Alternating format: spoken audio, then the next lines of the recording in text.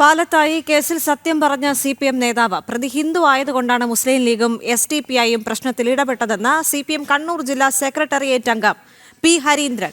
ഉസ്താദുമാർ കുട്ടികളെ പീഡിപ്പിക്കുന്ന സംഭവങ്ങളിൽ ലീഗോ SDPIയോ ഇടപെടാറുണ്ടോ എന്ന് CPM നേതാവ് ചോദിക്കുന്നു. പീഡിപ്പിക്കപ്പെട്ട പെൺകുട്ടിക്ക് എന്തെങ്കിലും പിന്തുണ നൽകുക, സഹായം നൽകുക എന്നതിനേക്കാൾ ഉപരിയായി ഈ പീഡനത്തെ CPMനിലായി തിരിച്ചുവിടുക എന്നത് മാത്രമാണ് അവർ അന്നും ഇന്നും ശ്രമിച്ചുകൊണ്ടിരിക്കുന്ന കാര്യം.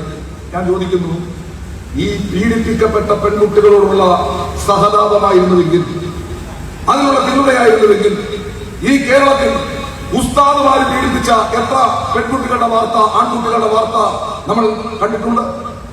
ഏത് ഉസ്താദ് പീഡിപ്പിച്ച കേസാണ് ഇവിടെ ഇത്രയും വിവാദമായിട്ടുള്ളത്?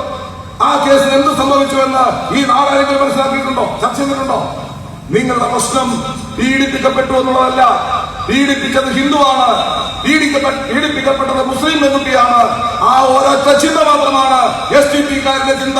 അത് കുടുസായ ചിന്തയാണ്, ലീഗിന്റെ ചിന്തയാണ്, അത് വർഗീയതയാണ്. പാലത്തായി കേസിൽ വെളിപ്പെടുത്തലുമായാണ് CPM കണ്ണൂർ ജില്ലാ സെക്രട്ടറി അംഗം P. ഹരീന്ദ്രൻ രംഗത്തെത്തിയത്. പാലത്തായി പെൺകുട്ടിക്ക് എന്തെങ്കിലും സഹായം നൽകുക എന്നതിനുപരിയായി ഈ കേസിനെ CPMന് എതിരായി തിരിച്ചുവിടുക എന്നാണ് അന്നും ഇന്നും അവർ ശ്രമിച്ചുകൊണ്ടിരിക്കുന്നത്. പീഡിപ്പിക്കപ്പെട്ട പെൺകുട്ടിയോടുള്ള സഹതാപമായിരുന്നുവെങ്കിൽ ഈ കേരളത്തിൽ ഉസ്താദുമാർ പീഡിപ്പിച്ച പെൺകുട്ടികളുടെയും ആൺകുട്ടികളുടെയും വാർത്ത നമ്മൾ കണ്ടിട്ടുണ്ട്. ഏത് ഉസ്താദുമാർ പീഡിപ്പിച്ച കേസാണ് ഇത്രയും വിവാദമായത്? ആ കേസിന് എന്ത് സംഭവിച്ചുവെന്നും ആരും നോക്കാറില്ല. അതിന്റെ പേരിൽ ആക്ഷൻ കമ്മിറ്റിയും രൂപീകരിച്ചിട്ടില്ല. നിങ്ങളുടെ പ്രശ്നം പീഡിപ്പിക്കപ്പെട്ടത് എന്നതല്ല, പീഡിപ്പിച്ചത് ഹിന്ദുവാണ്, പീഡിപ്പിക്കപ്പെട്ടത് മുസ്ലിമാണെന്നതാണ് SDPIയുടെ ഒറ്റ ചിന്ത. ഇത് വർഗീയതയാണ് എന്നാണ് CPM നേതാവ് ഹരീന്ദ്രൻ പറയുന്നത്. ജനം, കണ്ണൂർ.